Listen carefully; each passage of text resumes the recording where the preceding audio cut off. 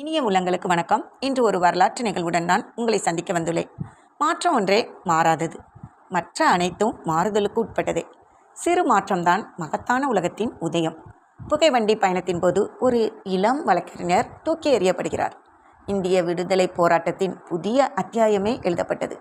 காந்தியாக இருந்தவர் மகாத்மாவாக மாறினார்.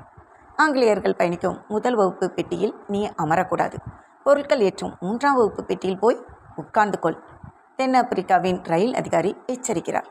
என்னிடம் முதல் வகுப்பு டிக்கெட் இருக்கிறதே என்று பதிலளிக்கிறார் காந்தி.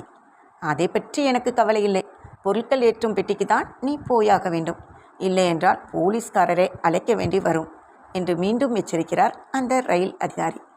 உரிய கட்டணம் செலுத்திதான் முதல் வகுப்பு டிக்கெட் பெற்றிருக்கிறேன், நான் ஏன் 3ஆம் வகுப்பு பெட்டிக்கு செல்ல வேண்டும் என்று பதிலளிக்கிறார் காந்தி. தன் முடிவில் உறுதியாக இருந்த காந்தியை அந்த ரயில் அதிகாரி ரயில் பெட்டியிலிருந்து இழுத்து வெளியே போடுகிறார்.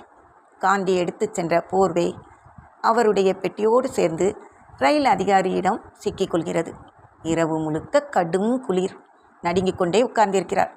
யாரிடமாவது உதவி கேட்கலாமா யோசிக்கும் போதே அச்சமாக இருக்கிறது. மீண்டும் மீண்டும் நினைவுக்கு வருகிறது ரயில் நிலையத்தில் நடந்தேறிய அவமானம். தன்னுடைய உரிமைக்காக போராடுவதா, இந்தியாவுக்கு திரும்பி விடுவதா? அவமானம் மனதை விட்டு அகல மறுக்கிறது. இது லேசானது அல்ல, நிற துவேஷம். ஒரு கொடிய நோயின் அறிகுறியாகத்தான் இருக்க வேண்டும். இந்த நோயை அடியோடு ஒழிக்க வேண்டும். இது தனக்கு இழைக்கப்பட்ட அவமானம் அல்ல, தனக்கு நேர்ந்துவிட்ட அநீதி இல்லை, உலகம் முழுமைக்குமானது என்று நினைத்த காந்திதான் பின்னாளில் மகாத்மாவாக மாறினார். தென்னாப்பிரிக்க அதிபர் நெல்சன் மண்டேலா கூறினார், நீங்கள் எங்களுக்கு காந்தியை கொடுத்தீர்கள், நாங்கள் உங்களுக்கு மகாத்மாவே திருப்பி கொடுத்தோம் என்று.